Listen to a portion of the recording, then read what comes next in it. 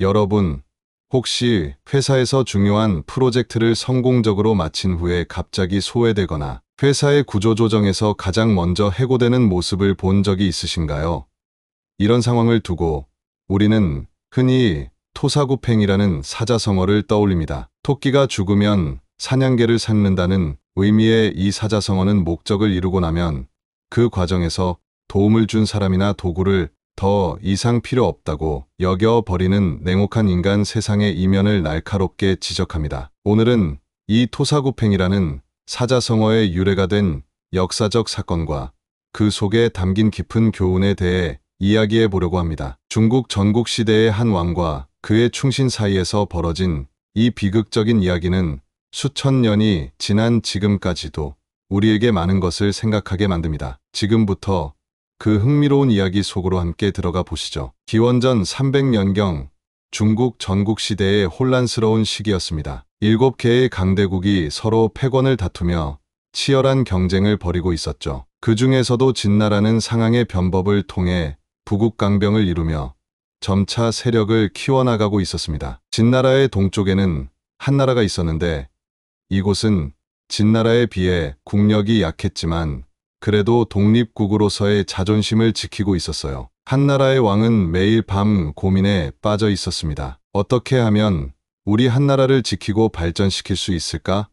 그의 고민은 깊어만 갔습니다. 그러던 어느 날 궁중에 한 사내가 찾아왔습니다. 바로 한비라는 인물이었죠. 한비는 한나라 왕족의 혈통을 이어받은 귀족이었지만 말더듬이라는 약점 때문에 정치 일선에서 활약하지 못하고 학문에 전념해왔습니다. 그는 법과 사상을 바탕으로 한 자신의 정치 이론을 왕에게 설명했습니다. 폐하, 지금 전국시대는 힘이 곧 정의인 시대입니다. 우리 한나라가 살아남으려면 강력한 법치와 부국강병 정책이 필요합니다. 한비의 말에 한나라 왕은 깊은 관심을 보였지만 그의 말더듬, 증상 때문에 의사소통이 원활하지 않았고 결국 한비의 주장은 제대로 받아들여지지 않았습니다. 실망한 한비는 자신의 이론을 글로 정리하기 시작했습니다. 그렇게 탄생한 것이 바로 한비자라는 저서였죠. 이 책에는 한비의 날카로운 정치 분석과 통찰력이 담겨 있었습니다. 그의 저서는 점차 전국으로 퍼져나갔고 마침내 진나라의 왕 영정 후에 진시황이 된 그의 눈에 들어오게 되었습니다. 진나라의 영정은 한비의 저서를 읽고 크게 감탄했습니다. 이런 인재가 한나라에 있었군. 내게 필요한 것은 바로 이런 사람이야. 영정은 한비를 진나라로 초청하고 싶었지만 한비는 여전히 한나라에 머물며 자신의 조국을 위해 헌신하고 있었습니다. 한편 한나라에서는 여전히 한비의 주장이 받아들여지지 않았습니다. 오히려 그의 엄격한 법치 이론은 기득권층의 반발을 사게 되었죠. 한비는 점점 더 고립되어 갔고 결국 진나라의 초청을 받아들이기로 결심했습니다. 내 이론이 받아들여지는 곳에서 일하는 것이 더 가치 있는 일일지도 모르겠군. 한비는 무거운 마음으로 자신의 조국을 떠나 진나라로 향했습니다. 진나라에 도착한 한비는 영정을 만나게 되었습니다. 영정은 한비를 극진히 대우하며 그의 조언을 정책에 적극 반영했습니다. 당신의 이론대로라면 진나라는 더욱 강해질 수 있겠군요. 나는 당신의 지혜가 필요합니다. 영정의 말에 한비는 감격했습니다. 드디어 자신의 이론을 실현할 수 있는 기회가 온 것이었으니까요. 그러나 한비의 출현은 진나라의 기존 신하들, 특히 승상 이사와 어사대부, 여부리에게는 큰 위협으로 다가왔습니다. 이사는 한비와 같은 법가, 사상가였지만 자신의 지위가 위협받는 것을 원치 않았습니다. 이 한비라는 자가 왕의 총애를 받게 되면 내 자리는 위태로워질 것이다. 이사는 한비를 견제하기 시작했습니다. 한비는 진나라에서 자신의 정치 이론을 펼치며 영정의 신임을 얻어갔습니다. 그의 조언으로 진나라는 더욱 강력해졌고 다른 6나라를 통일할 수 있는 기반을 다져나갔습니다. 영정은 한비에게 더 많은 권한을 주려 했지만 이사와 여부리는 이를 못마땅하게 여겼습니다. 폐하, 한비는 한나라 사람입니다. 그가 진심으로 우리 진나라를 위한다고 어떻게 믿을 수 있습니까? 이사는 영정에게 은밀히 속삭였습니다. 영정은 처음에는 이사의 말을 무시했지만 점차 의심의 씨앗이 그의 마음속에 자라나기 시작했습니다. 한편 한비는 진나라의 국력 강화를 위해 다양한 정책을 제안했습니다. 그 중에는 한나라를 포함한 다른 6나라를 차례로 정복하는 전략도 있었죠. 폐하, 지금은 힘이 약한 나라부터 정복해 나가야 합니다. 한나라는 약하니 먼저 공격하는 것이 좋을 것입니다. 한비의 조언은 냉정했지만 진나라의 입장에서는 합리적인 전략이었습니다. 영정은 한비의 조언을 받아들여 한나라 공격을 준비하기 시작했습니다. 이 소식을 들은 한나라는 크게 동요했고 한나라 왕은 특사를 보내 진나라와의 협상을 시도했습니다. 우리 한나라의 귀족 출신인 한비가 자기 조국을 배신하고 진나라를 돕고 있다니 이것은 용납할 수 없는 일입니다. 한나라 특사의 말에 영정은 다시 한비를 의심스러운 눈으로 바라보기 시작했습니다. 이사는 이 기회를 놓치지 않았습니다. 폐하, 한비는 결국 한나라 사람입니다. 그가 우리에게 한나라를 먼저 공격하라고 조언한 것은 한나라가 미리 대비할 시간을 벌기 위한 것일 수도 있습니다. 이사의 교묘한 말에 영정의 의심은 더욱 깊어졌습니다. 한비는 자신의 위치가 위태로워지고 있음을 느꼈습니다. 내가 제안한 것은 순전히 진나라의 이익을 위한 것인데 그는 영정에게 자신의 진심을 설명하려 했지만 말더듬 증상이 심해져 제대로 의사전달을 하지 못했습니다. 이사는 이런 한비의 모습을 보며 더욱 그를 모함했습니다. 보십시오. 폐하, 그가 말을 더듬는 것은 거짓말을 하고 있기 때문입니다. 영정의 마음속에는 점점 한비에 대한 의심이 커져갔습니다. 그러던 중 한나라가 진나라에 대항하기 위해 다른 나라들과 동맹을 맺었다는 소식이 들려왔습니다. 이사는 이 기회를 놓치지 않고 한비를 더욱 몰아붙였습니다. 폐하, 한비가 한나라와 비밀리에 연락을 주고받고 있다는 정보가 있습니다. 그는 우리의 군사 기밀을 한나라에 누설하고 있을지도 모릅니다. 영정은 크게 분노했습니다. 한비를 당장 체포하라. 그의 명령에 따라 한비는 감옥에 갇히게 되었습니다. 한비는 자신의 결백을 주장했지만 말더듬 증상 때문에 제대로 된 변명조차 할 수 없었습니다. 그는 감옥에서 종이와 붓을 요청해 자신의 결백을 글로 써서 영정에게 전달하려 했지만 이사는 그것마저 가로챘습니다. 한비, 너는 이제 끝이다. 내가 아무리 뛰어난 지혜를 가졌다 해도 그것은 이미 소용없어. 이사는 한비의 감옥을 찾아와 냉소적으로 말했습니다. 한비는 이사의 얼굴을 바라보며 쓴웃음을 지었습니다. 이사, 너와 나는 같은 스승 아래에서 배웠지. 하지만 내가 이렇게까지 나를 미워할 줄은 몰랐구나. 이사는 한비에게 독약이 담긴 잔을 내밀었습니다. 이것을 마시면 고통 없이 죽을 수 있다. 아니면 처형을 기다려도 좋고. 한비는 잠시 망설이다가 잔을 받아들었습니다. 그는 죽기 전 마지막으로 이런 말을 남겼다고 합니다. 토끼를 잡으면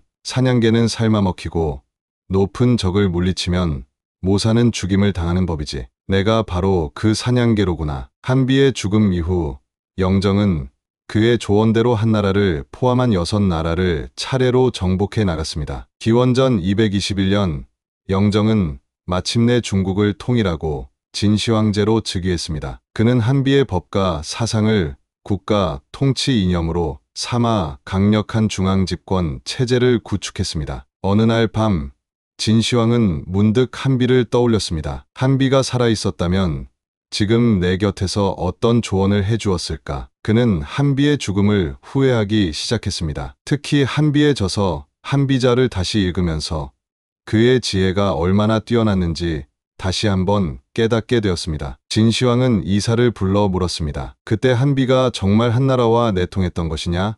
이사는 당황했지만 이미 모든 것이 끝난 일이라고 생각하고 진실을 고백했습니다. 아닙니다. 폐하, 한비는 끝까지 진나라를 위해 충성했습니다. 제가 그를 시기했던 것입니다. 진시황은 크게 분노했지만 이미 돌이킬 수 없는 일이었습니다. 그는 한비의 저서를 국가의 중요한 경전으로 보존하도록 명령했고 토사구팽이라는 말은 한비의 비극적인 죽음을 기리며 후대에 전해지게 되었습니다. 이사는 한비를 제거하는데 성공했지만 결국 그도 같은 운명을 맞이하게 됩니다. 진시황이 죽은 후 그의 아들 호해가 즉위했을 때 이사는 호해를 보좌했습니다. 그러나 얼마 지나지 않아 환관 조고의 모함으로 이사도 처형당하게 됩니다. 조고는 이사에게 이렇게 말했다고 합니다. 당신이 한비에게 했던 것처럼 이제 당신도 같은 운명을 맞이하게 되었소. 이사는 처형되기 전 한비의 말을 떠올렸습니다. 토끼를 잡으면 사냥개는 삶아먹히고 내가 한비에게 했던 일이 이제 나에게 돌아왔구나. 그는 비로소 자신의 행동을 후회했지만 이미 너무 늦었습니다. 진나라는 한비와 이사의 법과 사상을 바탕으로 강력한 제국을 건설했지만 진시황 사후 불과 15년 만에 멸망하고 말았습니다. 너무나 엄격한 법과 가혹한 형벌, 그리고 신하들 간의 끊임없는 권력 다툼이 결국 제국의 몰락을 가져온 것이었죠. 토사구팽의 이야기는 이렇게 한비의 비극적인 죽음에서 유래했습니다. 그는 진나라의 통일과 강대국화에 큰 공을 세웠지만 결국 그 목적이 달성되자 더 이상 필요 없는 존재로 여겨져 버려진 것이죠. 마치 토끼를 다 잡고 나면 사냥개를 삶아먹는 것처럼 말입니다. 이 이야기는 권력의 무상함과 인간 관계의 냉혹한 현실을 보여줍니다. 아무리 뛰어난 능력을 가지고 공을 세워도 목적이 달성되면 버려질 수 있다는 교훈을 전해주고 있습니다. 한비는 자신의 지혜로 진나라를 강대국으로 만드는 데 기여했지만 결국 그 지혜가 자신을 구하지는 못했습니다. 권력자에게 충성을 다했지만 그 충성은 의심받았고 결국 비참한 최후를 맞이하게 된 것이죠. 이 사자성어는 한비의 비극적인 죽음에서 유래했다고 전해지지만 실제로는 한비가 죽기 전에 남긴 말에서 비롯되었다는 설이 있습니다. 토사구팽에서 토도는 토끼를 의미하며 사스는 죽음을, 국어는 개를, 팽펑은 삶는다는 의미를 가지고 있습니다. 사냥꾼이 토끼를 잡기 위해 사냥개를 이용하다가 토끼를 다 잡고 나면 더 이상 필요 없어진 사냥개를 잡아먹어 버린다는 의미에서 유래했습니다. 이 사자성어는 중국 전국시대의 정치적 상황을 잘 반영하고 있습니다. 당시는 권력 투쟁이 치열했던 시기로 군주들은 자신의 목적을 달성하기 위해 유능한 인재들을 등용했지만 그 목적이 달성되면 그들을 쉽게 버리곤 했습니다. 한비의 경우도 마찬가지였습니다. 그는 진나라의 부국 강병을 위해 헌신했지만 결국 그의 조언이 성공하자 더 이상 필요 없는 존재로 여겨져 버려졌습니다. 토사구팽과 비슷한 의미를 가진 사자성어로는 초록동우가 있습니다. 이는 풀이 푸를 때는 친구가 되었다가 풀이 시들면 관계도 시들어버린다는 뜻으로 이해관계에 따라 쉽게 변하는 인간관계를 비유합니다. 또한 이용우사라는 말도 있는데 이는 이용한 뒤에 버린다는 의미로 토사구팽과 유사한 의미를 가지고 있습니다. 토사구팽의 교훈은 동서고금을 막론하고 정치, 비즈니스, 인간관계 등 다양한 영역에서 발견됩니다. 현대 사회에서도 회사가 프로젝트가 끝나면 계약직 직원을 해고하거나 정치인이 선거에서 승리한 후 선거, 운동을 도왔던 사람들을 내치는 경우 등을 토사구팽이라고 표현하기도 합니다. 이 사자성어는 단순히 부정적인 상황만을 묘사하는 것이 아니라 인간 사회의 냉혹한 현실을 직시하게 해주는 교훈을 담고 있습니다. 목적을 위해 사람을 이용하는 것의 비윤리성과 동시에 자신이 그러한 상황에 놓이지 않도록 경계해야 한다는 메시지를 전달합니다. 한비는 법과 사상의 대표적인 인물로 그에 져서 한비자는 오늘날까지도 중요한 정치 이론서로 평가받고 있습니다. 그는 냉철한 현실주의자로서 인간의 본성과 정치의 메커니즘을 날카롭게 분석했지만 역설적이게도 자신이 분석한 그 냉혹한 정치 현실의 희생양이 되고 말았습니다. 그의 이론은 진나라의 통일과 중앙 집권화에 크게 기여했지만 그 자신은 그 과정에서 버려진 사냥개가 되었던 것입니다. 토사구팽의 이야기는 우리에게 성공과 권력의 이면에 숨겨진 위험성을 경고합니다. 아무리 뛰어난 능력을 가지고 있어도 권력자의 총애는 언제든지 변할 수 있으며 자신의 가치를 스스로 지키지 않으면 언제든 버려질 수 있다는 교훈을 전해줍니다. 또한 권력을 가진 사람들에게는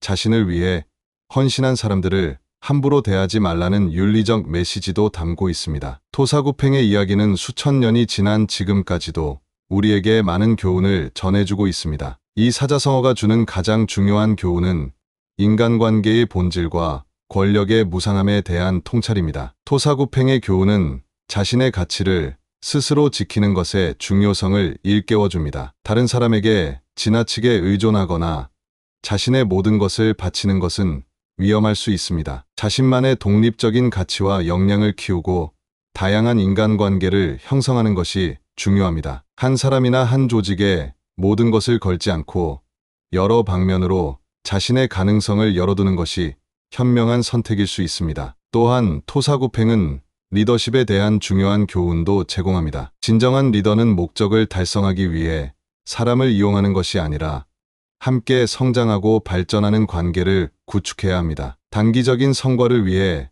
사람을 소모품처럼 여기는 리더는 결국 신뢰를 잃고 조직의 발전을 저해하게 됩니다. 반면 구성원들의 가치를 인정하고 존중하는 리더는 장기적으로 더 큰 성과를 이끌어낼 수 있습니다. 비즈니스 세계에서도 토사구팽의 교훈은 중요합니다. 단기적인 이익을 위해 파트너나 고객을 이용하는 기업은 결국 신뢰를 잃고 시장에서 도태됩니다. 반면 상호 존중과 신뢰를 바탕으로 한 비즈니스 관계는 장기적인 성공을 가져옵니다. 많은 성공적인 기업들이 직원, 고객, 파트너와의 관계를 단순한 거래가 아닌 가치 있는 관계로 여기며 지속 가능한 성장을 이루고 있습니다. 인간관계에서 토사구팽의 교훈은 더욱 중요합니다. 진정한 관계는 서로의 필요에 의해서만 유지되는 것이 아니라 상호 존중과 신뢰를 바탕으로 합니다. 어려울 때만 찾아오는 친구, 도움이 필요할 때만 연락하는 지인은 진정한 관계라고 할 수 없습니다. 좋을 때나 어려울 때나 변함없이 함께하는 관계가 진정한 인간관계의 모습이죠. 토사구팽의 이야기는 또한 우리에게 감사의 중요성을 일깨워줍니다. 자신의 성공을 위해 도움을 준 사람들에게 감사하고 그들의 공헌을 인정하는 것은 인간으로서 기본적인 도리입니다. 많은 성공한 사람들이 자신의 성취를 자신만의 능력으로 여기는 오만에 빠지곤 하지만 진정으로 위대한 사람들은 자신의 성공이 많은 사람들의 도움과 지원이 있었기에 가능했다는 것을 잊지 않습니다. 여러분은 혹시 자신의 삶에서 토사구팽과 같은 상황을 경험해 보신 적이 있으신가요? 또는 자신도 모르게 다른 사람을 토사구팽의 방식으로 대한 적은 없는지요? 이 오래된 사자성어의 교훈을 통해 우리의 관계와 행동을 다시 한번 돌아보는 계기가 되었으면 합니다. 진정한 성공은 목적 달성 그 자체가 아니라 그 과정에서 맺은 관계와 서로에 대한 존중에서 비롯된다는 것을 기억하시길 바랍니다.